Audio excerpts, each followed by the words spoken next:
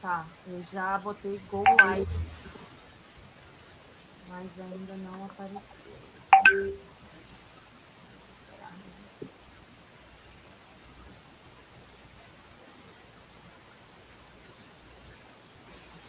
Agora sim. Agora sim.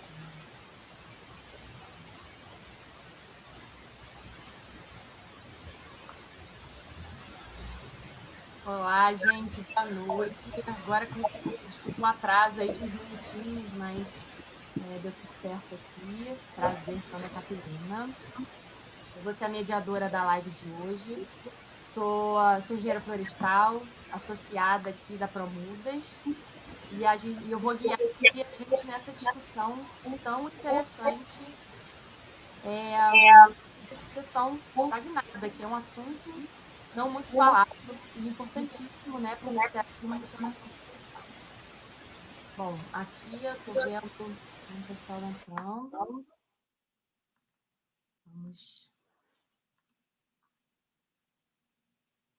Vamos ver quem são essas pessoas.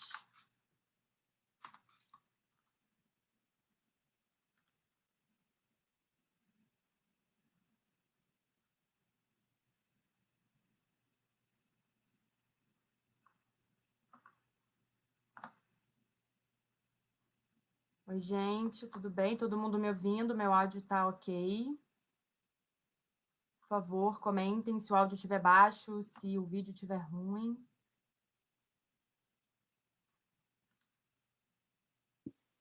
Eu estou te ouvindo e vendo muito bem. Ótimo, muito obrigada, Marina. Bom, já que a Marina comentou aqui, já vou passar a palavra para ela, a nossa atual presidente da Promudas, e ela vai abrir o evento da Promudas aqui, nossa primeira live, tão sonhada live. Marina, passo a palavra para você. Gente, muito boa noite. Vai ser para mim um prazer muito grande abrir essa primeira live da Promudas Rio no Dia Nacional da Mata Atlântica, né? A Promudas já tem quase 10 anos, é uma associação não apenas de viveristas, mas de vários profissionais que atuam na restauração ecológica da Mata Atlântica do Rio de Janeiro, né? E hoje, para fazer essa primeira live, nós escolhemos esse tema importantíssimo, que é o tema da sucessão ecológica.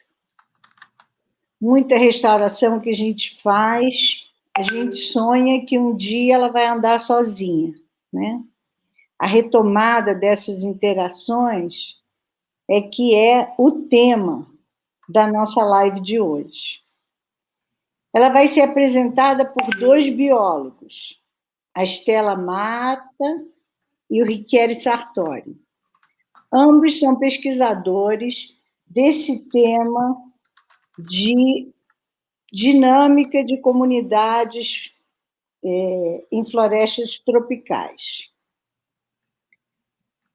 E eu imagino, né, que pessoas que se sentiram atraídas pelo título da nossa live, que é Sucessão Estagnada, né, são pessoas que tenham grande interesse na questão da restauração ecológica, porque o nome é muito técnico, né?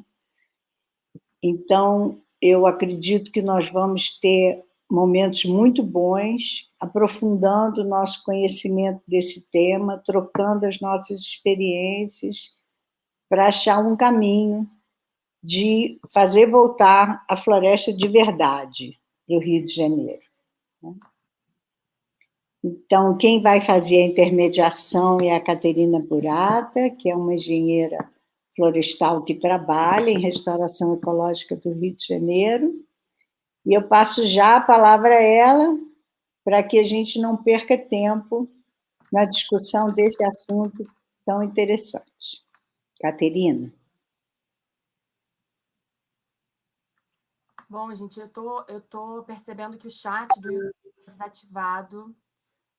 mas eu não sei o que está acontecendo de verdade. A gente está tentando resolver aqui, né? Enquanto isso, a gente vai seguir a apresentação, sem problema nenhum. A gente vai receber os comentários, a gente vai ter um espaço para perguntas no final dessa apresentação, dessa discussão. Enquanto isso, a gente vai resolvendo esses problemas técnicos aqui, aqui com o pessoal, mas não tem problema não. Vamos lá, vamos seguir. Agora, então, eu vou apresentar a Estela Mata. Ela é bióloga, mestra, né, em botânica pelo Jardim Botânico, e atualmente ela está realizando doutorado pela mesma instituição, né? E aí ela vai introduzir aí o nosso assunto sobre sucessão estagnada. E agora eu passo a palavra para a Estela. Estela, bem-vinda, fique à vontade.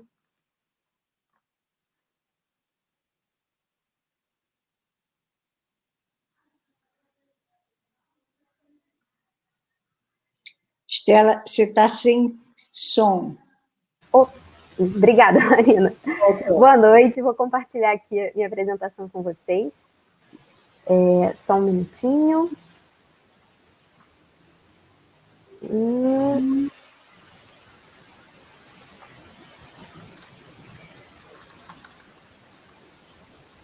Foi? Tudo certo?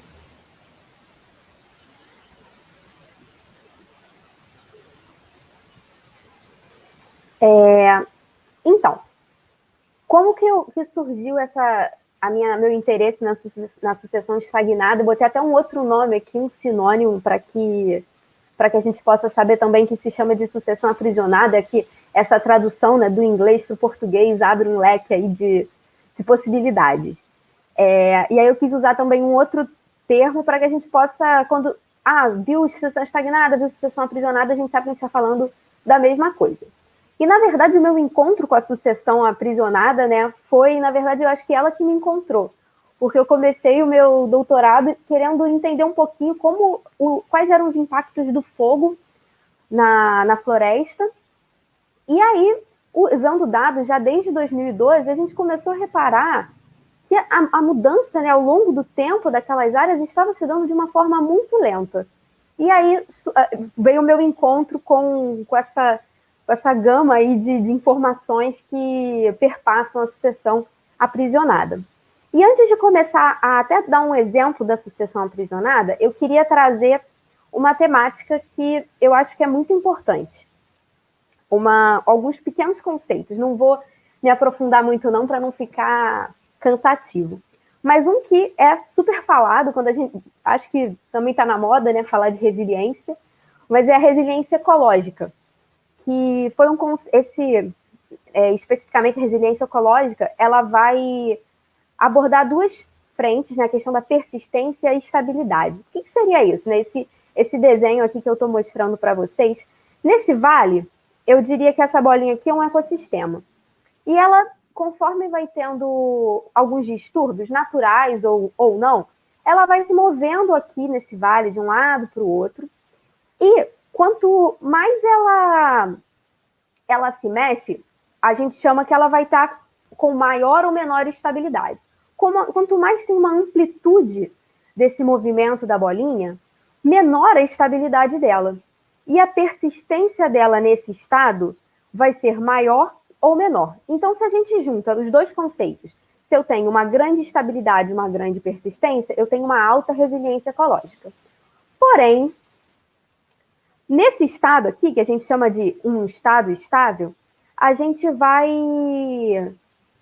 eu acho que não está mudando, né? Eu recebi uma mensagem aqui que não está mudando Só um minutinho. Não está mudando a apresentação? Deixa eu ver no chat. Foi? Então tá, eu vou voltar aqui para a apresentação, porque eu não estou conseguindo ver ninguém. Então deixa eu voltar. Qualquer coisa, me avisem aqui pelo telefone. Mas enfim, voltando. Problemas tecnológicos. Não sei se sou eu ou se é o computador, mas está tudo bem. Nesse estado aqui, que a gente vê esse ecossistema, ele está com uma boa resiliência, ele tem relações bióticas e abióticas muito boas, tanto fauna, com flora, tá tudo no esquema. Mas, dependendo do distúrbio que chega nesse local, ou seja, se é um distúrbio muito grande, vai depender se é um corte raso de madeira, incêndio, pasto, é tudo junto, porque a gente sabe que o que mais tem área que a gente junta tudo isso, a gente vai mudar as condições abióticas e as relações abióticas desse lugar. O que acontece? Mudamos aqui as condições abióticas e essa bolinha ela vai tender a cair para o outro vale, ou seja, vai chegar num novo estado estável. Também muitas pessoas têm comentado sobre os novos ecossistemas. Está tudo dentro dessa linha de pensamento. Cada um com a sua particularidade, mas tudo dentro dessa linha de pensamento. E por que isso aqui é importante? Eu estou mudando de slide agora, eu não sei se vocês já vão ver. Então, eu vou falar, como eu vou mostrar um gráfico, eu vou falar mais devagar para dar tempo desse delay acabar. Nesse gráfico, ele compara condições ambientais que vão se modificando ao longo do tempo, aos poucos, com a cobertura de copa. E eu acho esse gráfico muito interessante, porque são duas coisas que a gente está vendo agora, né? Tanto que é uma variação da média anual de chuva, quanto uma variação da cobertura de copa. Então, por que eu quis pegar esse gráfico? Vou mostrar aqui para vocês. Nesse vale aqui, logo em cima, é aquele estado estável que eu falei, onde está tudo bem, está super resiliente, está tudo ok. Conforme, se vocês olharem aqui para baixo, eu vou mudando a precipitação média anual, eu ainda consigo manter minha cobertura de copa, porque eu estou persistindo naquele estado. Porém, chega num ponto crítico, que é onde começa essa linha pontilhada, que é quando eu vou ter, a gente chama de um tipping point, em inglês a gente vai achar esse conceito em inglês, que é o ponto crítico, ou seja, conforme essa bolinha vai se aproximando, ou seja, vai diminuindo a chuva, a cobertura de copa se mantém até chegar nesse ponto. Quando chega nesse ponto, eu vou ter o ponto de virada. Então, pode ser que tudo mude, que é uma novas relações bióticas, novas relações abióticas. E o que isso representa, né, se a gente pensa na Mata Atlântica? A gente quer perder biodiversidade, serviços ecossistêmicos, toda essa complexidade, né, que está em torno, né, que quer dizer Mata Atlântica? Não, a gente não quer. E aí entra o ponto dessa conversa de hoje, a sucessão aprisionada. Mas onde é que entra?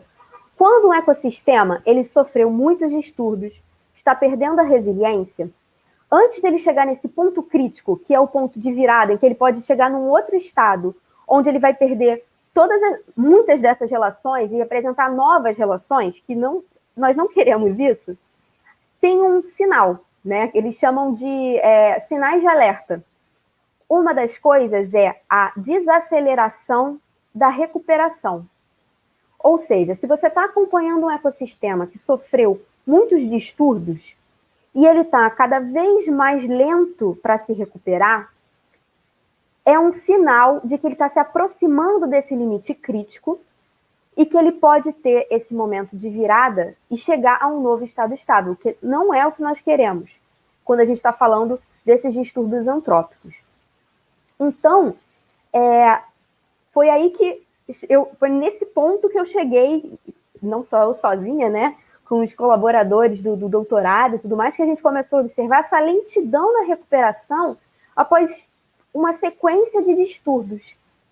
E aí chegamos nesse assunto, que é o assunto da conversa de hoje, da sucessão aprisionada.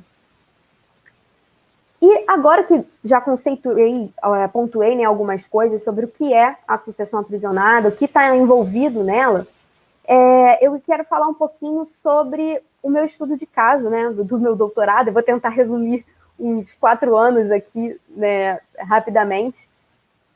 Eu realizei a minha pesquisa na Reserva Biológica de Poço das Antas, que fica localizada em Casimiro de Abreu.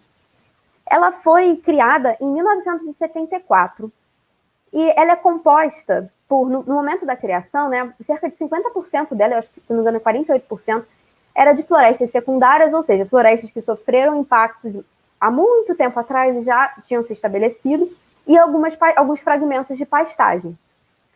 Nos fragmentos de pastagem, principalmente, alguns incêndios após a criação do parque, em 1974, ocorreram.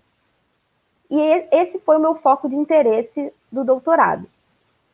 E eu quero mostrar aqui para vocês o que eu encontrei. Eu sei que gráfico assusta, eu vou simplificar bastante o que ele quer dizer, mas é só para mostrar o seguinte, essas letras iguais, elas significam que não tem diferença entre as áreas. Cada área dessa aqui foi com uma frequência diferente de fogo. Essa aqui não teve fogo desde a criação do parque. Então, antes disso, a gente não tem o histórico dessa área, mas desde 1974, a área está se regenerando e não teve nenhum episódio de fogo. O que aconteceu? O que esses dois gráficos mostram para a gente de uma forma bem simplificada? As áreas, né, o site, tem diferença entre eles. E, gente, espera aí, que eu acho que não está passando nenhum slide. Deixa eu voltar aqui, eu vou interromper de novo. E o que eu faço, meus amigos? Caterina, onde que está parado?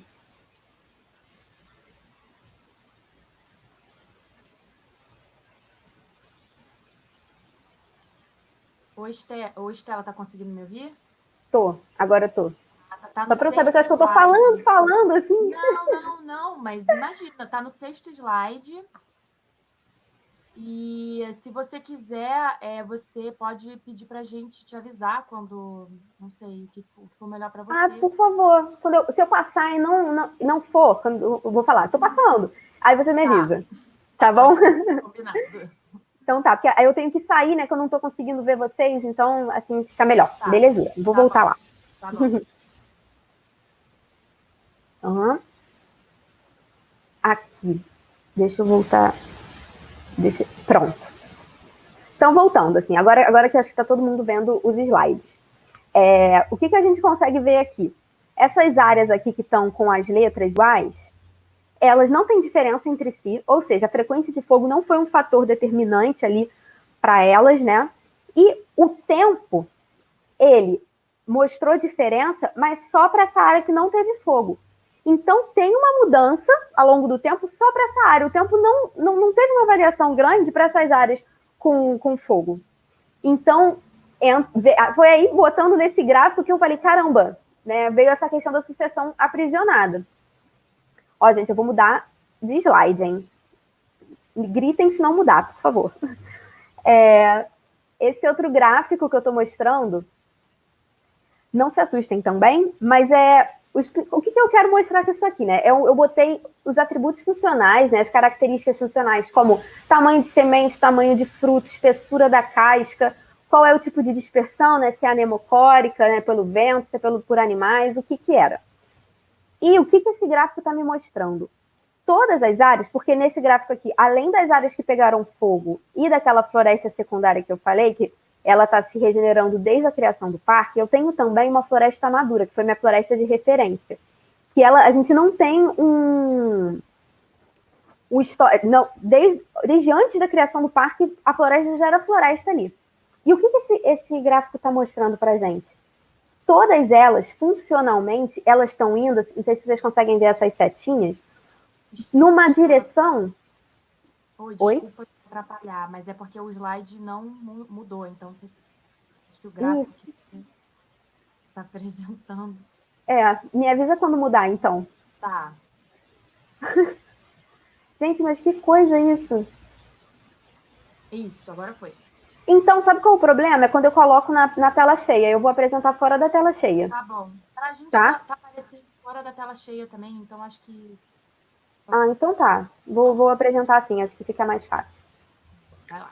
Então, aqui eu acho que o que eu quero destacar é que todas essas áreas aqui, que foram as áreas que já em algum momento sofreram algum distúrbio, essas aqui mais recentemente e mais intenso, e essa aqui, ela era pasto antes da criação do parque, elas estão se regenerando de forma muito lenta e para piorar a situação numa direção, funcionalmente, totalmente num sentido oposto à área de floresta de referência, que, né, quando a gente também começa um projeto de restauração ou um acompanhamento de uma regeneração natural, o que a gente mais deseja é que ela seja o mais similar possível da floresta de referência. E aqui a gente vê que ela está indo numa direção oposta. E o que eu acho interessante a gente observar, por exemplo, esse eixo aqui, que é o eixo mais explicativo, e essas florestas, essas comunidades, elas estão indo nessa direção, né, a direção aqui da esquerda, a espessura da casca, que é esse bark thickness, desculpem o meu inglês, ela é onde tem o aumento dessa espessura da casca, que conversa muito com o distúrbio, né, que é fogo, que a espessura da casca, quanto mais grossa, maior proteção as espécies que estão ali têm. Só que a espécie de Mata Atlântica costuma ter essa casca mais grossa? Não. Então, só a partir dessas características dessas espécies, a gente consegue ver um monte de questão delicada nessas áreas que estão passando por um processo de uma sucessão aprisionada. Outro fator também interessante, a dispersão predominante é a dispersão anemocórica, de sementes e frutos pequenas. Todas essa regeneração dessas áreas aqui da esquerda, elas estão indo nessa direção. Então, pensando no nosso objetivo com uma restauração e o que a gente quer para as nossas florestas em termos de biodiversidade, serviços ecossistêmicos e tudo mais, elas estão indo num caminho oposto, né? Então, isso é um sinal de alerta para a gente. E, além disso, qual foi a outra coisa? Eu acho que passou, né, gente? Me dá um ok se passou o slide. Espera aí. Acho que sim. Eu vou voltar para a apresentação. O que eu quero mostrar para vocês agora? Que, além disso tudo, quem é que está movimentando ali a estrutura e que é o chefe dessa sucessão aprisionada está sendo uma única espécie, que é o Moquiniacetum polimorfo, muito conhecido como camará, cambará, que é a espécie que tem casca grossa, dispersão anemocórica, né? E ele, nessas áreas, ele tem mais de 90% de dominância. Então, a gente considera mais ou menos uns 60%, ele tem, que você considera uma espécie dominante, ele tem 90% nessas áreas que pegaram fogo, né? Essas 3 primeiras aqui. E essas figurinhas cinzas representam o camará, e essas em preto representam o conjunto de todas as outras espécies. Então, olhem como o camará está muito acima de todas as outras. Só na floresta secundária, lembrando, floresta secundária é aquela que, na criação do parque, a partir da criação do parque, ela teve a regeneração dela ali sem nenhum distúrbio antrópico, né? Nem fogo, nem pasto, nem nada. Ali que começa a mudar. E mesmo assim, tem algo que vale ser destacado. Uma outra espécie, que a gente ainda não consegue afirmar isso, porque precisa de mais um acompanhamento daqui para frente, apresenta uma dominância também. Ela não é monodominante, ela não chega a 60%, mas ela agora está se tornando o carro-chefe da sucessão, que é a Mycone cinnamomifolia, o jacatirão. E não é que seja essas espécies em si, elas sejam um problema, botar o camará ou o jacatirão como vilão, não, de modo algum. A gente só está entendendo como está funcionando essa dinâmica, né? E por que eu acho que vale a gente... Por que isso me interessou tanto e vale a pena nós ficarmos atentos a essa sucessão aprisionada?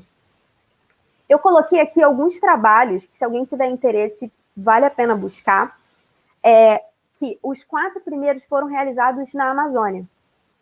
E, assim, esse grupo é fantástico, eu acompanho os trabalhos deles, assim, foram pessoas que me inspiraram muito ao longo do meu doutorado, e eles observam coisas muito parecidas lá na Amazônia. Após os distúrbios intensos, quanto mais intenso o distúrbio, maior frequente é o fogo, se você soma o fogo mais o pasto, pior, né? Mais lenta é essa regeneração natural. E, além disso, essa troca de monodominância também é observada.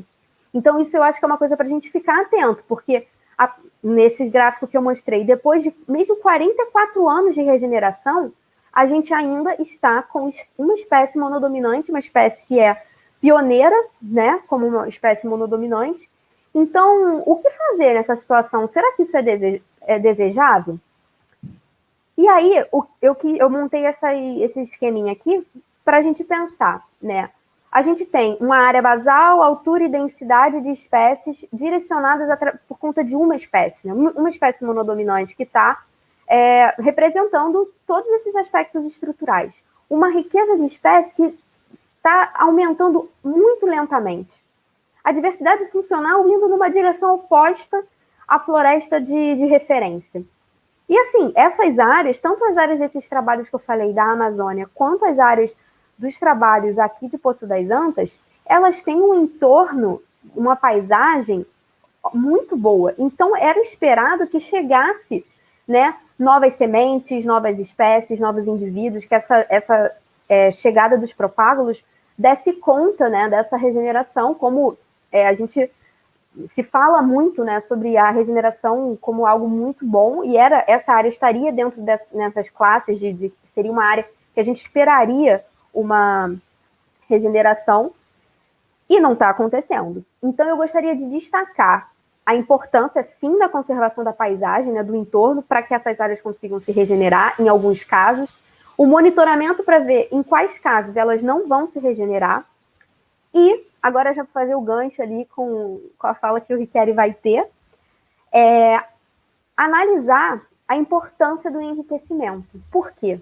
Se a gente está observando que essas áreas estão numa lentidão ali nesse processo de regeneração, se a gente não atuar logo para reverter isso, depois que tem aquele ponto de virada que eu falei, né, o tipping point, se torna cada vez mais difícil retornar. Alguns autores, né, discutem, isso é muito discutido num campo teórico também, de modelos matemáticos, uma coisa complexa, que é muito difícil reverter se ela chegar nesse ponto de virada. Então, eu acho que assim, é importantíssimo esse monitoramento para ver a necessidade de ações de enriquecimento para que essa virada e essa perda, né, de biodiversidade funcional, de espécies, relações, serviços ecossistêmicos, isso tudo não ocorra. Né? Ainda mais agora, falando do Dia da Mata Atlântica, a gente quer que essa complexidade toda que está em torno da Mata Atlântica ela permaneça. Então, já deixando aí o gancho do enriquecimento para o Riquelme poder dar continuidade. Espero que o último slide apareça. Estou agradecendo a oportunidade. Obrigada pelo convite. Primeira vez que eu estou aqui expondo alguns dados, algumas coisas do doutorado. Está sendo um prazer poder dividir isso com vocês. Muito obrigada. Obrigada, Estela. Muito obrigada. Realmente é uma discussão muito interessante. E não muito discutida, né?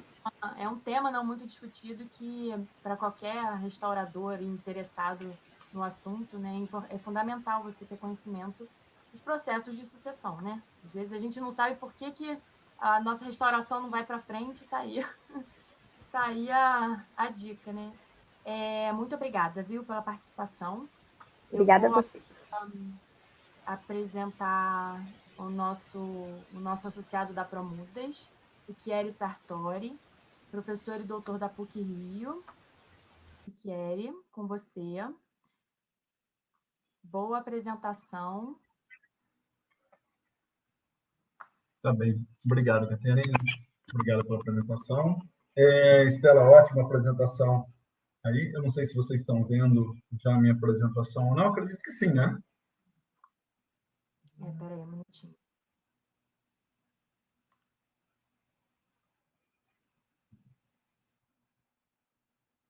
Aí, acredito que agora sim, né? Tá ótimo. Legal, Estela. Pô, acho que tem muita coisa muito interessante ainda que tem para ser apresentado pelo trabalho que vocês estão fazendo lá. Né? E isso é uma coisa muito importante, né? Porque uma coisa que muitas vezes a gente está falando de restauração, e que é a palavra mais utilizada nesse nosso meio, na verdade o que a gente está fazendo quase sempre, ou sempre, né? A gente está trabalhando com uma recuperação diária de alguma coisa, recuperação de solo, manutenção de recurso hídrico. A gente está formando uma estrutura florestal, mas a restauração mesmo não está funcionando muito bem. Isso não é uma crítica para quem está trabalhando com restauração. Isso é uma questão de, simplesmente, de funcionamento, algo que envolve não somente os viveiros, que não somente envolve as empresas que trabalham com restauração, mas que envolve política, envolve economia, envolve tudo, né? É muito complicado a gente pensar nesse momento aqui, com uma crise econômica muito grande, onde a gente pensa que onde que está a importância da restauração feito ali de uma forma completa, né? Ou seja, fica muito difícil da gente discutir isso. Eu agradeço a Marina pelo convite, na verdade, esse já é um desejo da Marina há muito tempo para a gente fazer essa discussão, acho que ela é muito importante.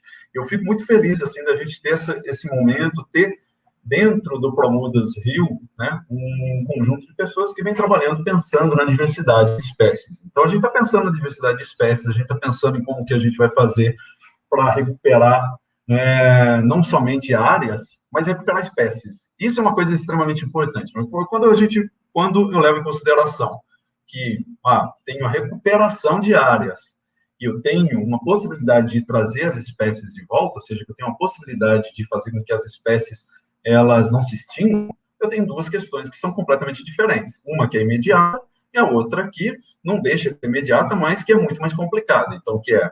Às vezes eu discuto com o pessoal, numa discussão, uma conversa com restauradoras, principalmente, e a gente leva em consideração o que é mais importante. O que você faria se você tivesse a opção de restaurar 1.000 hectares de pasto, que a gente tem 60% desse estado, né, do estado do Rio de Janeiro, como sendo pasto.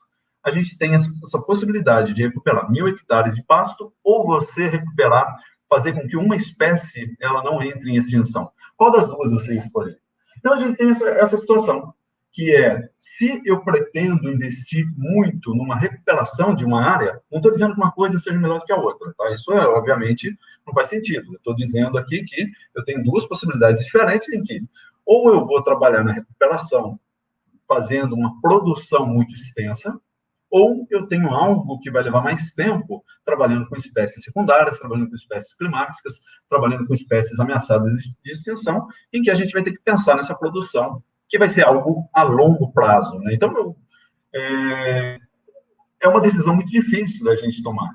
E aí eu vejo, assim, de novo, não estou dizendo que tem uma coisa que seja boa, uma coisa que seja ruim, estou dizendo que existem esses dois caminhos. É muito interessante que no Promudas Rio a gente tem esses dois caminhos. Né? Então, eu vejo uma coisa muito importante nesse momento que tem um conjunto de pessoas olhando e falando assim, não, a gente quer produzir a diversidade, a gente não quer essas 40 espécies somente. As 40 espécies somente é ruim? Não, ruim é o pasto. Né? Ruim é ter o pasto. 40 espécies é ruim? Não. Mas se eu posso produzir 300, é legal? E se a gente pudesse produzir 500? E se a gente pudesse produzir 1.000 espécies? Aí você fala assim, 1.000 espécies, será que a gente tem tudo isso? A gente tem um registro pelo Jardim Botânico do Rio, né, pelos registros que a gente fez o levantamento, que a gente tem 6.000 espécies arbóreas arbustivas no estado. Ou seja, é bastante, é muita coisa. Tem países inteiros que não tem isso. Né? Então, a gente tem hoje uma situação muito complexa de restauração, onde muita gente acaba vendo essas florestas como sendo somente um conjunto de madeira, acabam destruindo essas florestas e para retornar ao que era antes é algo extremamente complicado. Eu não sei nem como que a gente faz, nem quanto tempo a gente leva para fazer isso. Se alguém me disser, falar, não, tem lá um determinado local que foi utilizado como pasto durante 200 anos e hoje a gente conseguiu fazer com que tenha um retorno, fala assim, não, então me leva nesse lugar, porque eu não conheço. Tá? A gente não tem esse processo de restauração todo ainda sendo considerado dessa forma, beleza? Então, uma coisa que eu venho trazendo aqui, que eu montei, né, que eu preparei para a gente conversar aqui hoje, seria algo que meu grupo vem trabalhando muito, que é a questão de quais espécies que estão sendo produzidas, por que outras espécies não são produzidas, por que a gente tem um conjunto de espécies entrando em extinção, sendo consideradas ameaçadas. Então, você tem um monte de poréns, não é? Um monte de problemas, na verdade, um monte de coisa que tem que ser considerada. E a gente vem trabalhando muito com isso. Né? Então, que eu acho que é algo que é muito mais prático e que a gente pode trabalhar junto com aquelas pessoas que fazem o plantio, as pessoas que produzem, as pessoas que acompanham a restauração em campo, eu acho que isso é extremamente importante. Tá? Então, a primeira coisa que eu trago aqui, a primeira coisa que eu pergunto sempre para o pessoal é o que se pede na degradação de floresta? A primeira coisa é isso. Se a gente quer pensar na restauração, se a gente quer pensar lá no final, algo parecido com o que era no início, eu tenho que pensar o que eu tinha no início, certo? Então, o que a gente pede na degradação de floresta? Ou seja, não é algo tão simples. Muitas vezes as pessoas falam, pô, eu perco árvore, eu perco ali um passarinho, eu perco... não sei o que, pô, eu não perco muita coisa, né? Ou seja, quanto que a gente compreende disso nesse momento? Tá? Então, quanto que eu compreendo de uma situação como essa, o que eu vou perder de um local como esse quando eu transformo num local como esse? Então, eu não tenho somente árvores aí. Eu estou perdendo aqui uma condição local, né? Eu estou pensando aqui nas variáveis ambientais, elas são extremamente importantes, difíceis de retornar. Eu estou perdendo espécies, eu estou perdendo interações ecológicas. É quando as pessoas olham e falam assim, mas o que é mais importante disso tudo? Eu colocaria que o mais importante disso tudo seriam as interações ecológicas. Por quê?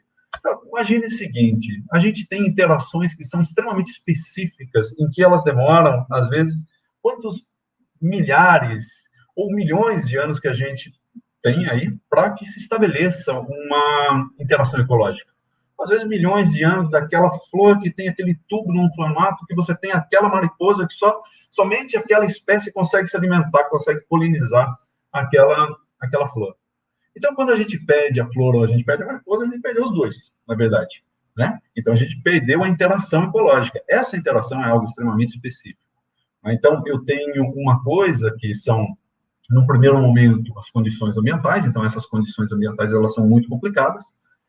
As condições ambientais, então, por exemplo, né, quando a gente coloca aí solo, água, matéria orgânica, muitas vezes a gente consegue pensar muito nas espécies, mas a gente não pensa muito no solo. Então, o biólogo é muito bom para isso, né? Fala, pô, as espécies, mas, e aí? As espécies estão em um determinado local. Como é que a gente faz para pensar nesse local? Como é que a gente faz para melhorar esse local para que as espécies possam se estabelecer lá completamente? Então, as espécies vão depender das condições ambientais. As espécies em si, a gente tem, então, um pensamento muito na restauração voltado para a flora, mas a gente tem uma fauna edáfica toda, a gente tem uma fauna que envolve polinizadores, dispersores, todos que, se eu estiver considerando a restauração, tem que considerar que ela vai voltar.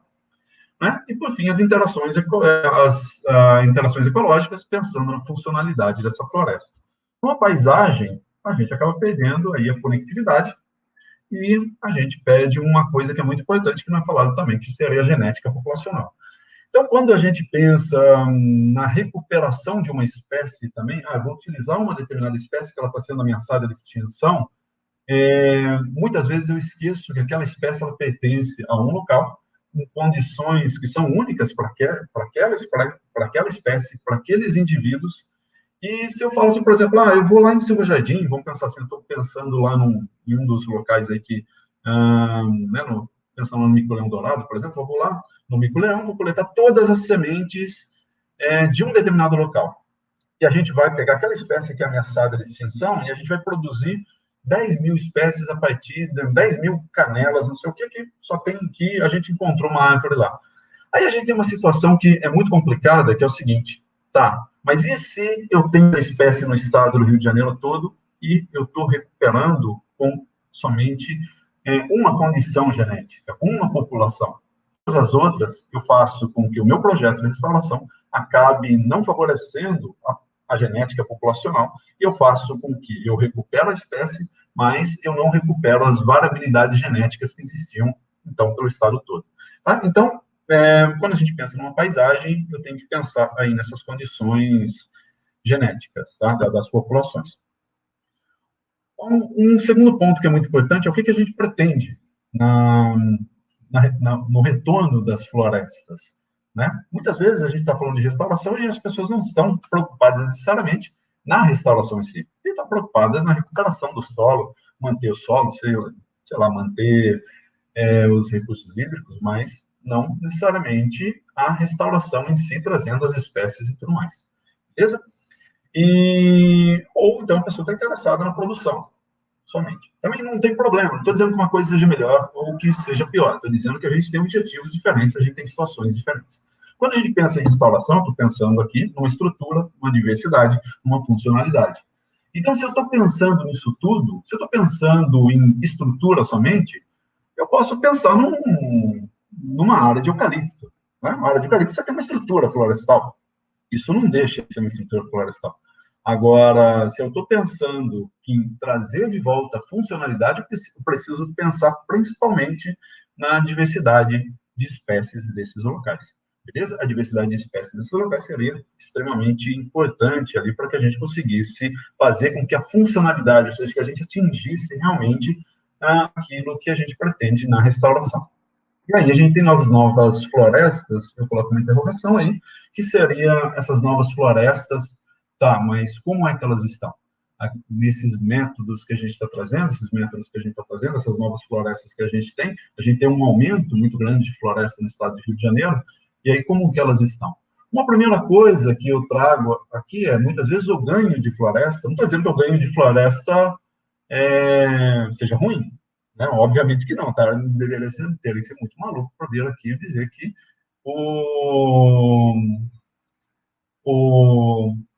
que o ganho de floresta é ruim. Não, não é. Tá? Agora, ele pode trazer para a gente uma visão equivocada da restauração. Primeiro, então, eu tenho um ganho de floresta, qual é a qualidade dessas novas florestas que a gente tem?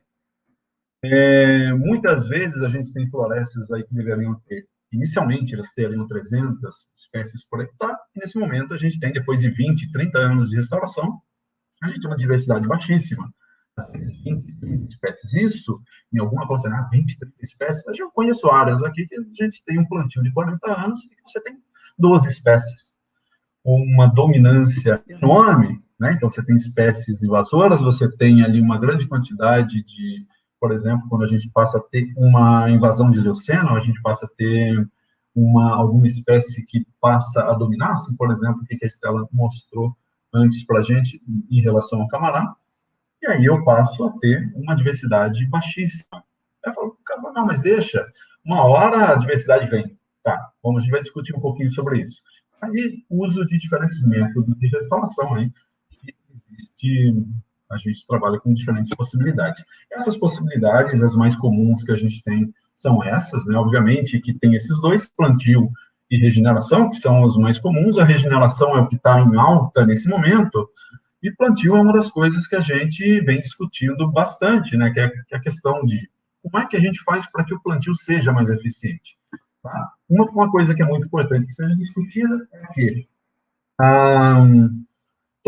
independente do método que eu estiver utilizando, né, se é plantio ou se é regeneração ou se é nucleação, por exemplo, lembrando que eu coloquei ali agrofloresta, a agrofloresta seria um possível início para a restauração, mas não necessariamente vai ser utilizado como restauração, tá? Pode ser utilizado como produção durante o restante do tempo, então eu posso utilizar como um início para a restauração ou não, tá? Mas, independente do método que eu estiver utilizando, a regeneração, ela vai ser ali o que vai trazer para a gente o sucesso na restauração. Aí, principalmente os meus alunos vão olhar e falar assim, cara, o cara agora ficou maluco, né? Ele fala o tempo todo que a regeneração não traz tanto sucesso assim como é falado, ou seja, tem áreas aí que a gente tem uma dominância, uma diversidade muito baixa e tudo mais. Bom, por isso que a gente tem um problema, né, na regeneração. Eu estou considerando a regeneração como chegada de propágulos, estabelecimento de plântulas e sucessão ecológica. Se uma dessas três coisas não acontece, não adianta, a sucessão não vai ocorrer. Então, independente se eu fiz um plantio com 100 espécies, se eu não tenho novos indivíduos chegando com o tempo, seja daqui 50, seja daqui 100 anos, seja daqui 10 anos, se eu não tenho novos indivíduos chegando, a sucessão ecológica não vai ocorrer. Ou seja, eu vou ter sempre aquelas espécies naquele determinado local. Então, eu dependo muito de espécies chegando, de sementes e propágulos chegando, para ocupar aquele local, para que eu tenha uma renovação daquela comunidade durante o tempo. Tá? Então, a sucessão ecológica só vai ocorrer se eu tiver sucesso na regeneração. A regeneração é muito importante. Tá? Quando a gente fala isso, muitas vezes o pessoal fala, pô, mas então está dizendo que plantio não precisa, plantio ele seria melhor deixar para regeneração? Não. O plantio é muito importante. Tem um monte de áreas que a gente trabalha em que simplesmente a regeneração não funciona. Você tem áreas em Poço das Antas, tem áreas aqui no Rio de Janeiro, por exemplo, que você tem um local que está há 30 anos como pasto e não regenera. Não adianta. Esses locais têm uma possibilidade, plantio de mudas. Pronto. Tá? Então, se a gente pensar, mas a regeneração é muito mais barato. É muito mais barato, mas pode não acontecer. Se a regeneração acontece, você pode plantar. Não precisa ter uma diversidade de espécies enorme nesses locais sendo plantadas, contanto que as outras cheguem. Só que isso não está acontecendo. E não está acontecendo por diversos fatores. Né? Não acontece porque eu tenho espécies que nunca vão ocorrer nesses locais, porque dependem, por exemplo, de grandes dispersores. Essas não vão ocorrer. Essas pertencem aí a um grande conjunto de espécies, principalmente de famílias, que estão ameaçadas de extinção nesse momento. Que são as espécies que a gente tem que pensar nessa produção, nesse aumento de diversidade. Tá? Então, o que a gente encontra muitas vezes? Aquilo que ocorre na regeneração e aquilo que é plantado, muitas vezes são espécies semelhantes. Tá? Não estou dizendo que uma coisa seja melhor que a outra. Estou dizendo que aquelas espécies que ocorrem na regeneração, muitas vezes, são aquelas mais fáceis de serem produzidas e são aquelas que são as 40 produzidas por muitos viveiros. De novo, isso não é uma crítica, nem de perto, né, nem de perto, não, nem de longe, né, eu quero fazer uma crítica aos viveiristas. Isso seria uma coisa insana, sendo que são eles que promovem a restauração, realmente. Mas, muitas vezes, existe uma semelhança muito grande. Assim. Trabalhos que a gente vem fazendo no levantamento de área de regeneração e plantio, a gente vê que, depois de 30 anos, muitas vezes, se eu não tenho a regeneração natural ocorrendo, eu não tenho sucessão, eu tenho somente aquelas espécies nesses diferentes locais. Os plantios, com certeza, são localmente mais eficientes, porque eu estou entrando com as espécies prontas, né? Então, não estou lá esperando que as espécies cheguem, que as espécies se estabeleçam, que as coisas ocorram. Eu estou fazendo com que, eu estou colocando as espécies lá, muitas vezes já grandes, e permitindo que, já pulando alguns estágios e alguns filtros. Então, áreas que são deixadas para a regeneração, muitas vezes elas são ocupadas aí por capim, muitas vezes elas são pegam fogo todos os anos, muitas vezes essa regeneração não ocorre. Não estou dizendo que a regeneração não ocorra, estou dizendo que, muitas vezes, em muitos locais, isso não vai acontecer. O plantio, ele reduz a possibilidade de invasão de espécies, tá? Eu vou fazer com que as coisas ocorram mais rapidamente e eu tenho a possibilidade de inserir exatamente aquelas espécies que estão entrando em extinção nesse momento, que são aquelas espécies com frutos grandes, com baixa viabilidade, secundárias tardias ou climáticas, são essas que são difíceis de produzir, são essas que não ocorrem na regeneração. O enriquecimento é a saída para isso. A gente tem algumas situações em que esse caminho, né, onde aqui eu tenho 300 espécies por hectare, aqui eu tenho 0 espécies agora por hectare, eu passo por um RAD aqui que eu não coloquei propósito, recuperação nem restauração, só para deixar que realmente podendo ser uma coisa ou outra. Depois de 40 anos, eu tenho 40 espécies. A gente tem muitos locais assim, muitos locais no Rio de Janeiro. Então, uma coisa que é muito importante. Primeiro, a gente tem que levar em consideração que não estou dizendo que essas florestas com 40 espécies não sejam importantes. Só estou dizendo que elas não devem parar aí. Tá? Então, eu acho que a gente tem que pensar agora num método, algo que é uma preocupação para alguns viveiristas, e se não para todos, né, acredito que possa ser para todos, mas alguns têm um pouco mais de dificuldade financeira para manter essa situação, por exemplo, das espécies secundárias tardias, climáticas, essas espécies que produzem poucos frutos, que têm quebra de dormência, que têm baixa viabilidade, mas que seria muito importante pensar nelas nesse momento. Né? A gente tem essa situação em que o que é esperado no primeiro momento? O que é dito? Muitas vezes eu pego os livros mais antigos, principalmente, para falar, ali em 120 anos você tem a sua floresta voltando a ser o que era. Então, eu tenho uma estrutura florestal, eu tenho uma diversidade de espécies ocorrendo, eu tenho ali toda a funcionalidade daquele ambiente retornando. O que a gente vê em muitas dessas áreas? É isso aqui.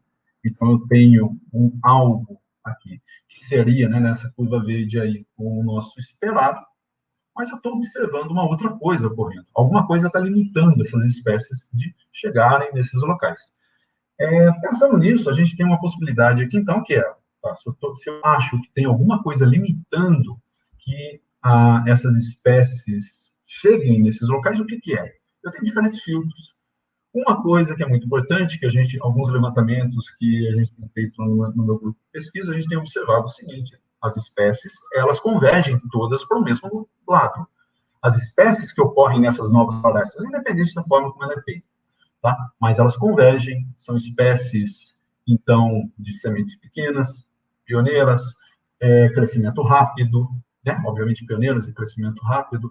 Muitas vezes elas são mais tolerantes a várias situações ambientais que as espécies secundárias tardias e climáticas não ocorrem. Então, se a gente ficar esperando que essas espécies secundárias tardias e climáticas que elas ocorram, simplesmente eu vou ficar esperando, tem ali já 150 anos dessa floresta sendo formada, eu vou esperar mais 150 anos que talvez essas espécies cheguem. Talvez elas cheguem.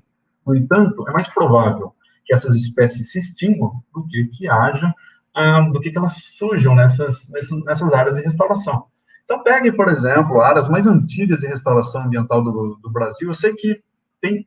Não adianta chegar e falar, pô, mas eu tenho lá um exemplo de um local tal. Eu sei que tem locais com ótimos exemplos. Estou falando de forma geral. Pegue aí Floresta da Tijuca, o primeiro exemplo que a gente tem. Tem uma diversidade de espécies bem alta, né, de plantas, na verdade, uma diversidade de plantas que é considerada bem alta, na verdade, quando no trabalho que a gente está fazendo, nesse momento, a gente tem visto que é muito mais alto do que a gente pensava, né?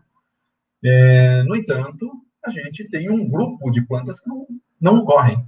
Elas não ocorrem porque não conseguem chegar lá. Esse é o primeiro momento em que surge um grupo falando, e se a gente trazer de volta, se a gente trouxer de volta a fauna? E se a gente refaunar esse ambiente? Então, aparece aí, começa o projeto de refaunação, por exemplo. E aí, a gente começa a pensar, bom, se essas espécies não existiam nesse local, e são elas que dispersam as espécies de frutos, as espécies de fauna, né, não ocorrem nesse local, e são elas que vão dispersar as espécies de flora, de frutos grandes, com quebra de dormência e tudo mais, ou seja, elas não vão ocorrer também. Então, simplesmente a gente está limitando, a gente está fazendo um corte na vegetação, nessa diversidade, dizendo daqui para cima não ocorre. Daqui para cima não tem a possibilidade de existir. E aí a gente tem locais como esse, que ela fala, mas deixa que a gente tem algo como, tem ali a dispersão vai ocorrer em algum momento. Vai. Eu estou colocando aqui para vocês, estou olhando para o lado aqui, que minha tela está aqui do lado, esse fragmentozinho que está aí, eu não faço ideia, né, do nome desse local, eu sei que isso daqui é Norte Fluminense. Esse fragmentozinho que tem aí, ele tem 15 hectares. Essa área toda, ela tem 1.800 hectares. Me diga qual que é a possibilidade de espécies com frutos grandes, com sementes grandes, levadas somente por grandes aves ou por grandes mamíferos, de chegar exatamente nesse fragmentozinho que está aí. Então, não vai ocorrer.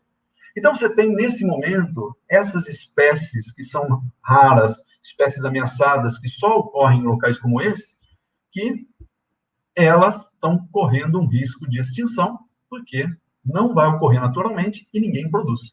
Ou seja, aí que a gente entra nessa importância do enriquecimento. Ou seja, talvez só vai ocorrer se a gente pensar na possibilidade de produzir essas espécies e fazer o enriquecimento, que nada mais é do que um plantio de mudas dentro de uma área de floresta, ou seja, fazer um enriquecimento das espécies que ocorrem ali. Tá? Então, essa é uma possibilidade que a gente tem. Talvez a única possibilidade que a gente tem de conseguir manter muitas espécies que nos próximos anos vão se extinguir. E a gente pensando dessa forma, é claro que a gente tem um trabalho muito legal do Jardim Botânico mostrando quais são as espécies ameaçadas de extinção, mas é claro que a gente tem muitas espécies e isso não é tão simples de visualizar. Eu acredito que a gente tenha uma quantidade muito maior do que é colocada. Aqui eles só vão colocar lá aquilo que está ameaçado de extinção, né, pela IUCN e tudo mais, porque aquilo que eles têm certeza. Eles não vão chutar e falar, talvez essa espécie esteja. Não, talvez essa espécie esteja, não. a gente precisa ter certeza. Então, pode ser que essas espécies estejam entrando em extinção, muito mais espécies estejam entrando em extinção, e até o momento a gente não sabe. E muitas delas estejam entrando em extinção hoje, ou amanhã, ou no ano que vem, ou daqui a 10 anos, né? Tá? Então, a gente tem essas possibilidades. O enriquecimento florestal faria com que áreas como essas pudessem passar a ter uma quantidade, uma possibilidade maior de espécies ocorrendo, e isso depende muito da produção de diversidade. E essa produção de diversidade, obviamente, que eu sei a dificuldade que os viveiros têm disso. Eu sei que os viveiros, a gente tem um auxílio quase zero do governo, né, para que as espécies sejam produzidas, principalmente aquelas espécies nativas. Então, a gente tem uma diminuição, seria injusto com os viveiros, né, com os viveiristas, chegar e falar assim, olha, não, a partir de agora você não produz mais angico, tá? A partir de agora você vai produzir somente Chrysobalanácea, Sapotácea e por aí. Ou seja, isso é justo, né? Ou seja, os caras já trabalham para caramba para conseguir produzir, para conseguir colocar as mudas em campo, né? Não seria justo com eles. No entanto, essa é uma das possibilidades que a gente tem. Possibilidade para quem, então? De repente, para fundos externos, de repente, para que esses financiadores olhassem um pouco mais para esses viveiros, pensando nessas questões da produção da diversidade em si, tá? E não somente em área plantada, não dizendo novamente que a área plantada não seja importante. Pode plantar áreas extensas, mas pensar ali, de repente, algumas espécies que precisam ali de, né, esse grupo aqui, que precisa ser contemplado de alguma forma e que não vem sendo contemplado, que a gente consiga, de repente, pensar nelas. Tá? De novo, isso não é uma coisa que eu vou jogar aqui para os viveiristas e falar, vocês não estão produzindo.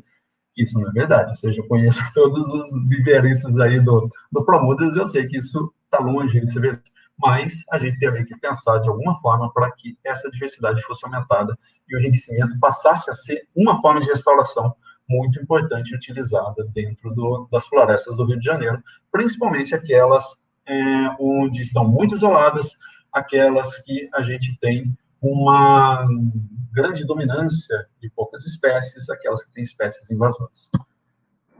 Tá aí, obrigado. Eu acho que eu nem sei se eu passei no meu tempo ou não, eu fiquei aqui olhando ver se o pessoal me cobrava, falava, pô, acabou, mas ninguém me cortou, então fui falando. Tá, mas acho que eu não passei de 10 minutos não, né, Catarina? Não, passou, mas você tinha até 20, então tá tudo certo. Tá bem, obrigado. Foi muito interessante também, Riquelme, muito obrigada, realmente muito conhecimento. Inclusive, também quero agradecer de novo a Estela, porque é muito importante a gente falar sobre essas coisas. Eu queria pedir desculpa mais uma vez para o pessoal, porque o nosso chat ficou indisponível, mas eu acho que agora já está funcionando normalmente. Então, se alguém tiver algum comentário para fazer, alguma pergunta para fazer, desculpa, a gente vai abrir agora para as perguntas. Deixa eu ver aqui. Nossa, tem bastante gente assistindo a gente, 65 pessoas nesse momento assistindo a gente. Um assunto muito importante também, porque hoje é dia da Mata Atlântica, né? E tem outras lives acontecendo sobre o assunto, inclusive hoje, mas quanto mais melhor, porque é um assunto inesgotável, assim como a diversidade da nossa Mata Atlântica, né? É quase inesgotável também, né? É uma das maiores biodiversidades do planeta e a gente está aí tentando manter, né? Esses números. Bom, vamos olhar aqui, a gente tem algumas perguntas já aparecendo aqui para gente. Vamos ver. A Bárbara Pellegrini, do Viveiro Muda Tudo, uma associada daqui da Promudas também. Ela tem uma pergunta sobre a produção de diversidade. Como reintroduzir os polinizadores nas restaurações? E aí, fiquem à vontade para responder, quem se sentir à vontade para responder. Desculpa, você pode fazer a pergunta? Acho que me cortou aqui um pouquinho para mim. Então, Tá aqui, né? a Bárbara, do Viveiro Muda Tudo, está perguntando... Ih, caramba, perdi aqui. como reintroduzir os polinizadores nas restaurações? Falar, Estela, sempre? Vai. Pode ser você primeiro. Se quiser falar, né? Não sei. Bem, eu acho, na verdade, que Dona Marina, que está aí da produção de mudas também, se quiser colocar alguma coisa.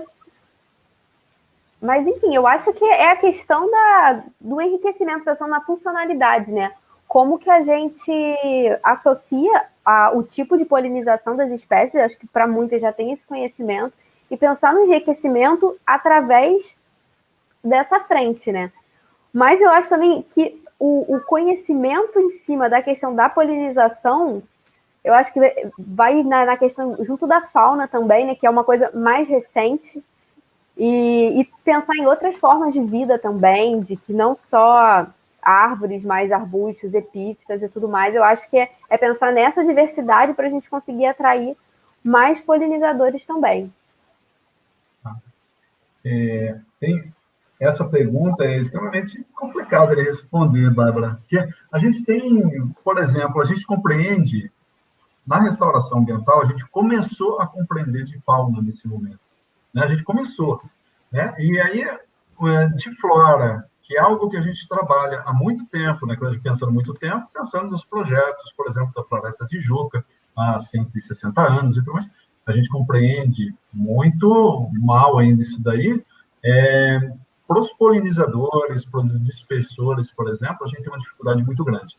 O que a gente sabe? Porque é muito mais fácil você inserir flora do que você inserir fauna. É difícil a gente pensar em polinizadores, por exemplo.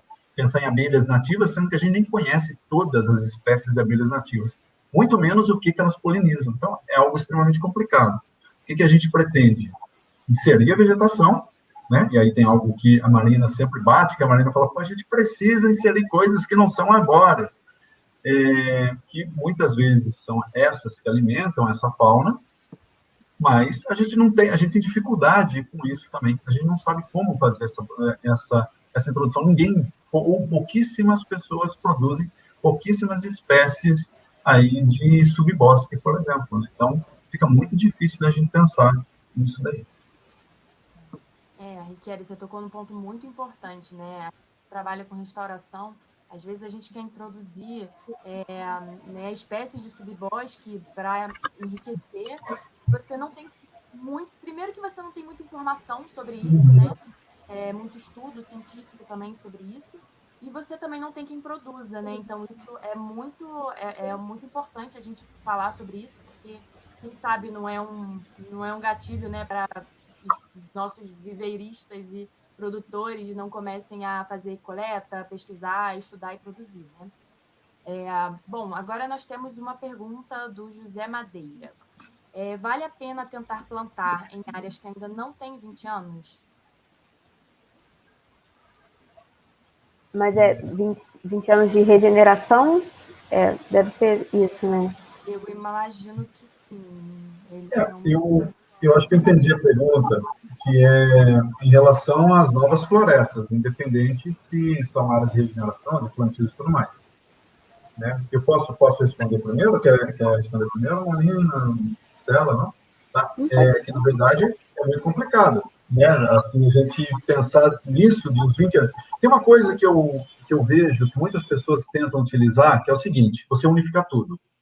Você chega e fala assim, como que eu restauro uma área? Você vai lá para... Não é assim. Você pergunta para um restaurador se eles pegam um manual e fala assim, eu já sei, é uma receita aqui de bolo. Não é assim. Você vai lá na área, vê como que tá, você vê o que funciona, se está úmido, se está seco, se tem um formiga, se não tem. Então, é difícil cada local é único. Pode ser que você tenha uma área de 20 anos, que ela já está com um dossel muito bom, que ela já está coberta, que já está com solo recuperado, que já tem mais umidade, aí sim vale a pena. Né? Pensando naquela situação, né, que foi uma vez numa discussão que a gente estava, o enriquecimento é necessário? A gente só vai saber disso através de levantamentos. Então, se eu for numa área e fizer um levantamento e ver que tem uma baixa diversidade e aquela área ela tem uma certa idade, daquela floresta tem uma certa idade, eu iria sugerir que fosse feito um enriquecimento. Se eu vou para a área e vejo que tem um dossel, tenho lá uma floresta formada, o subbosque ele vem entrando com força e eu tenho uma grande quantidade de espécies novas surgindo, aquelas que não fazem parte do dossel, eu não farei enriquecimento, porque não faria sentido. As coisas estão chegando sozinhas. Estela quer falar alguma coisa? Desculpa que congelou aqui para mim no momento. Agora voltou. Não, eu concordo com o Riquelme. Eu acho que é o caso lá de Poço das Antas, né, que eu estava falando. A gente está vendo áreas que já estão com 32 anos de regeneração no lado da floresta e não está andando. Então, acho que é isso, é acompanhar a importância do monitoramento, da avaliação, que só vê, às vezes, por fotos aéreas e tudo mais. A gente não vai ter essa informação, então eu acho que é muito importante, assim, essa coisa do ir lá na área e ver o que está acontecendo, né? Ver se está chegando, se não está chegando, por que não está chegando, né? Eu acho que só é esse caminho mesmo, concordo plenamente com o Riquelme. Marina, posso seguir? Quer fazer algum comentário? Eu ia deixar para fazer o comentário no final, porque é mesmo de arrematação, né? Os viveiros têm que produzir para uma resolução 143 que exige uma diversidade muito baixa.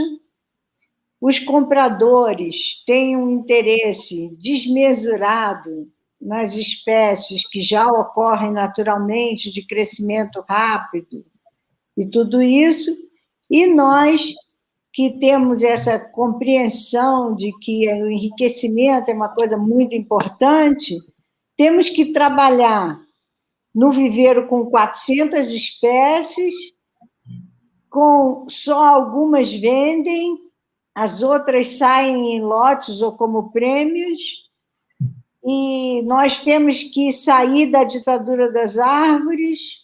A gente precisa aprender a fazer a liana, a forrageira, a trepadeira, o subbosque, e a gente não sabe fazer isso. Mesmo assim, precisa andar, né? Esse trem tem que andar, a gente tem que achar o caminho. A gente ainda está muito amarrado, né? Realmente essa resolução 43, né, do INEA, se eu não me engano, não é isso? Sim. Ela acaba que rege toda a orquestra, né? Então, realmente é muito trabalho a ser feito, mas a gente está caminhando, né? Isso que importa. Uma pergunta do Ayrton se naturalmente a floresta protegida não tem muito futuro, o que seria uma boa prática de plantio para os corredores ecológicos?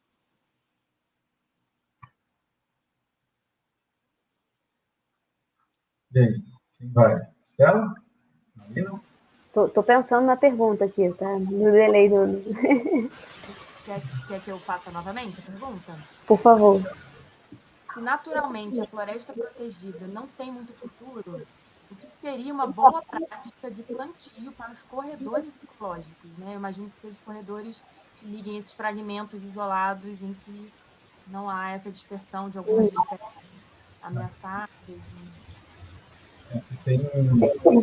Pode ir, vai lá, Estela. Eu acho que depende, né? Depende qual é o entorno, né? Qual é aonde que essas florestas protegidas estão inseridas. Esse é o caso que o Riquelme mostrou naquela imagem, né?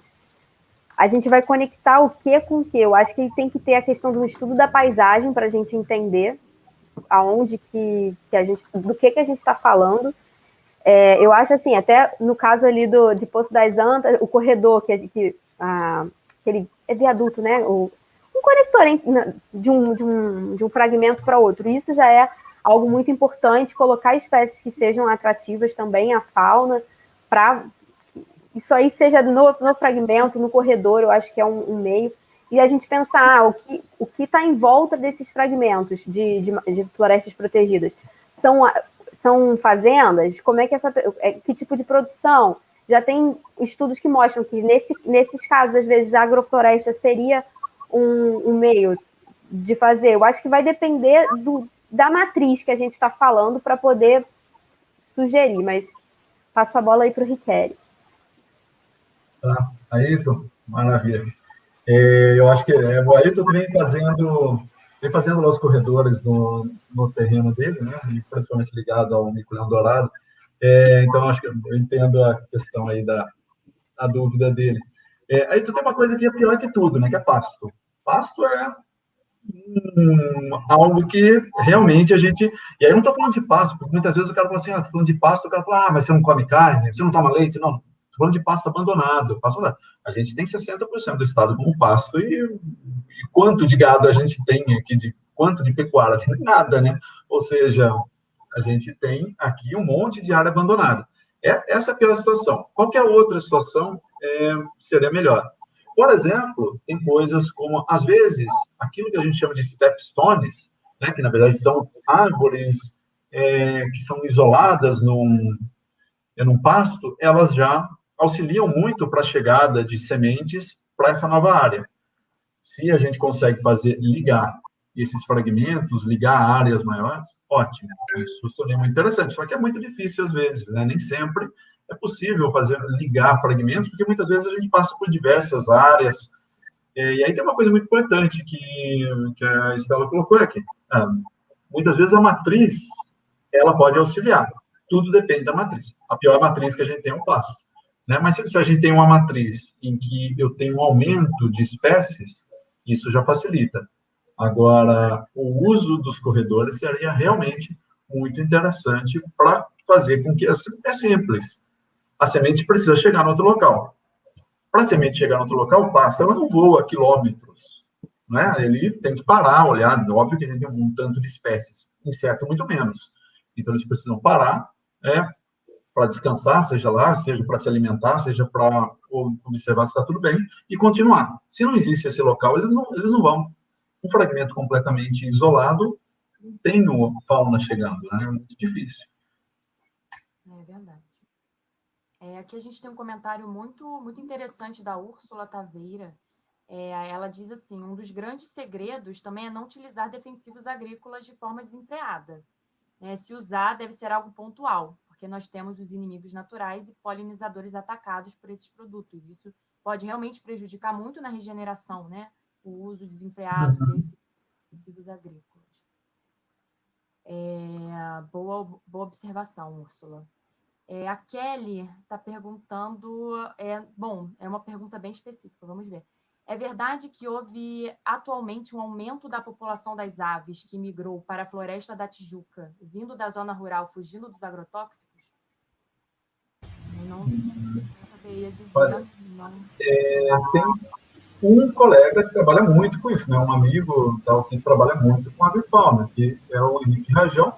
Eu poderia até futuramente perguntar isso para ele, mas eu não tenho esses dados nesse momento, não sei se isso é verdade, né? É um pouco difícil de se ter essa resposta assim de imediato. Eu sei que vem sendo feito um acompanhamento da avifauna na Floresta da Tijuca, mas se tem um aumento, pode ser por vários motivos, não necessariamente pelo agrotóxico. Obviamente que o agrotóxico deve fazer com que os animais queiram sair de lá. Tá? Agora, não sei necessariamente se é por isso. Bom, vamos investigar, né, para descobrir.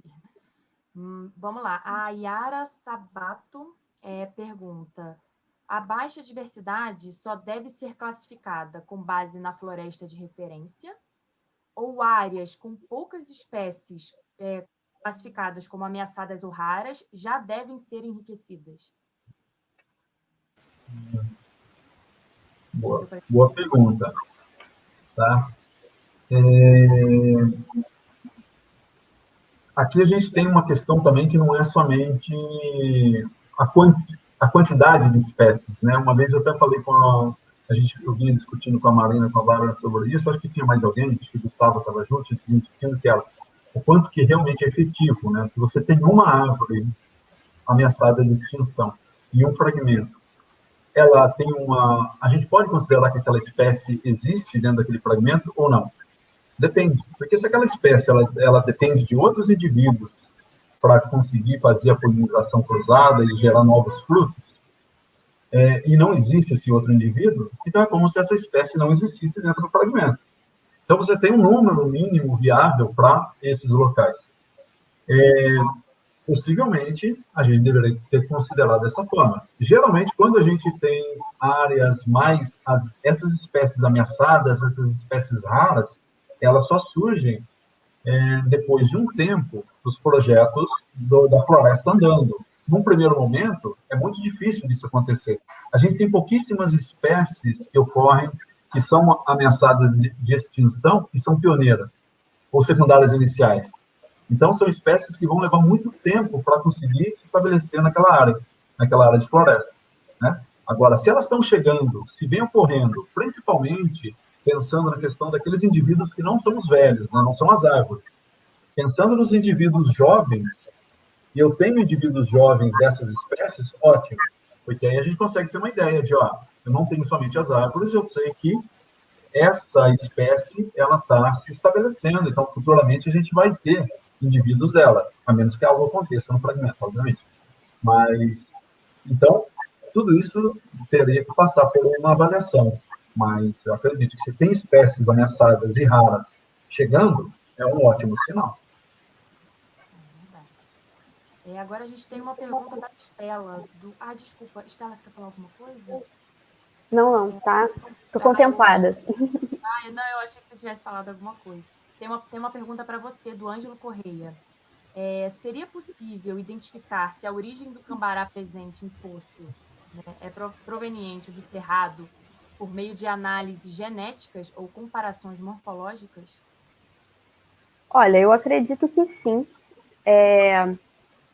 Mas o que é complexo assim do cambará é que já encontraram em análises paleoecológicas pólen dele naquela região. Então, tudo indica que ele já estava ali naquela área. Eu acho que até entendi por que o Ângelo fez essa pergunta, que a gente conversa sobre essa questão dessas espécies com características similares a características de espécies do cerrado que estão se tornando dominantes em outras regiões, né?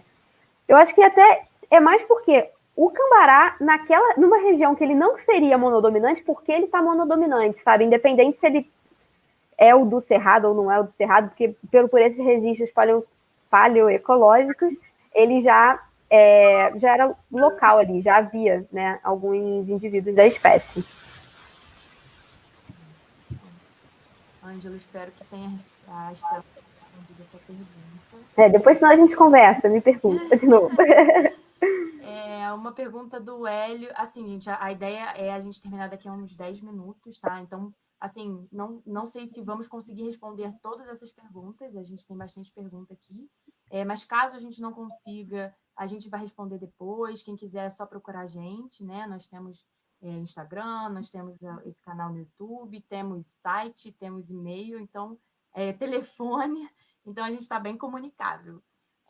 Uma pergunta do Hélio Grossman, é interessante essa pergunta, porque eu também, como restauradora, a braquiária é sempre um vilão no momento de fazer a restauração, e quando a gente não quer usar defensivos agrícolas, fica um pouco mais difícil, né?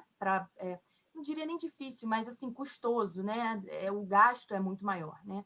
E aí ele pergunta: sou um proprietário de sítio com 21 hectares. Há 5 anos no processo de restauração com plantio e regeneração. 2/3 do terreno são antigos pastos e 1/3 são matas secundárias. Como lutar contra a braquiária?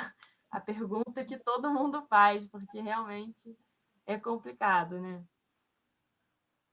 Alguém tem alguma resposta para essa pergunta? Tem áreas, posso começar? Quero dizer que a dona Marina vai querer falar um pouquinho depois também, ela talvez. Tem algumas áreas que a gente vem trabalhando com capim, né? Não com a braquiária, mas a gente vem trabalhando com outras espécies.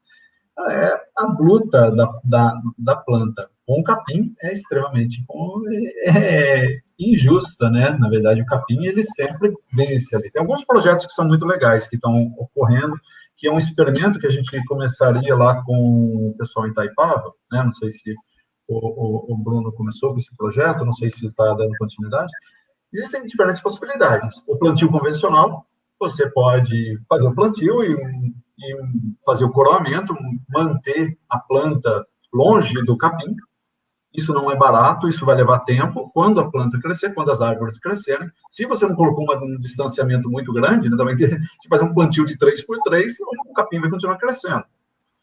Mas se você tem lá, fechando, colocando sombra, a única briga que o capim pede, seja braquiária, seja colonial, seja capim gordura, qualquer um deles, eles vão perder, mesmo a leucena, elas vão perder a briga para a sombra. Então, se você sombreou a área, acabou. Eles não vão conseguir continuar. Ou seja, a única coisa que você consegue fazer para brigar com esses capins é a floresta. Agora, né, se alguém respondeu ao fogo, não, o fogo não faz. O fogo faz por 3 dias. Dá uma chuva, a coisa cresce toda de novo. Mas a única coisa que a gente consegue fazer é a floresta.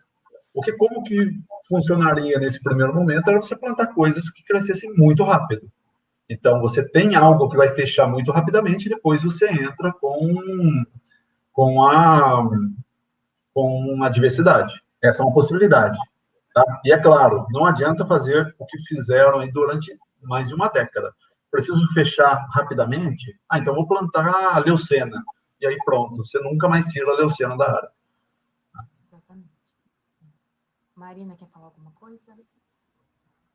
Nós aqui em Friburgo fizemos um projeto chamado RPPN Viva, em que a gente procurou responder essa pergunta fazendo um trabalho de identificar a regeneração natural dentro do pasto de braquiária, que espécies continha.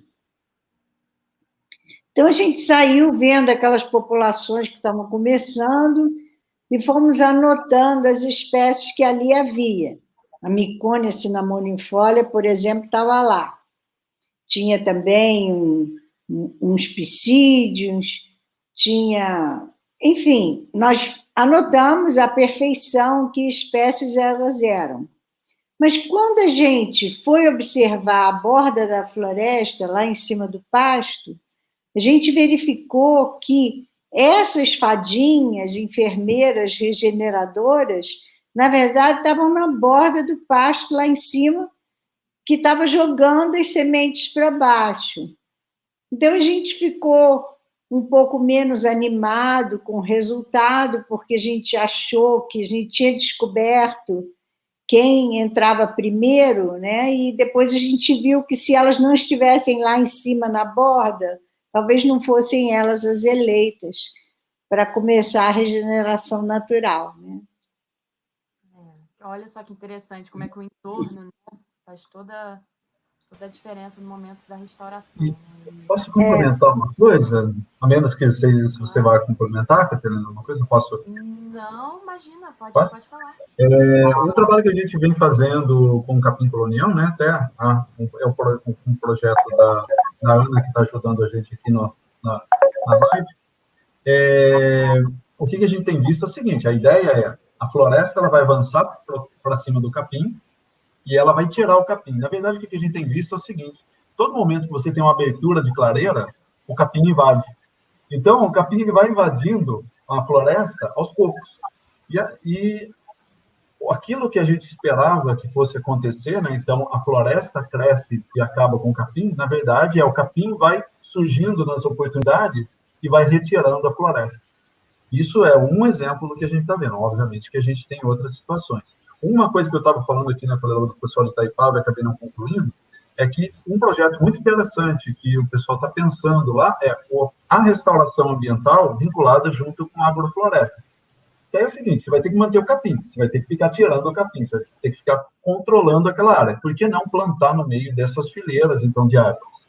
É óbvio que você vai plantar durante 2, 3 anos, depois você vai ter que sair, porque as árvores cresceram, a menos que você queira manter aquela área como agrofloresta. Mas se for para restauração, então aí você simplesmente retira, né, sai de lá e deixa a floresta avançar e vai para outra área. É outra possibilidade também. Um comentário também sobre isso, pegando o gancho do que a dona Marina falou, do jacatirão, né? Nessas áreas de poço, uma coisa que também foi interessante, que o cambará, apesar dele estar com a monodominância, até tem um trabalho lá do grupo que discute isso, porque ele, tudo bem, ele é monodominante, só que ele conseguiu controlar o capim nas áreas lá de poço. E você diminui o capim, você diminui a incidência de fogo. Então, tem esse outro aspecto também, que o Camará, e aí é o que o Riquelme falou, sombreou um pouco mais a área, o capim saiu ali do local. E aí o jacatirão também começou a gostar mais do lugar. Então, talvez o que você viu lá, dona Marina, seja... Acho que eu também vi lá em Poço. É isso. Eu acho que assim, todo início de restauração é mais complicado você lutar contra esses invasores, né? Porque é uma área que já está ali dominada por braquiária. Realmente você vai ter um trabalho maior no primeiro ano mantendo, né, essa área, sem, né, pelo menos controlando a braquiária para que a floresta possa andar, entre aspas, com as próprias pernas. Só que ela não tem perna, mas é uma boa frase.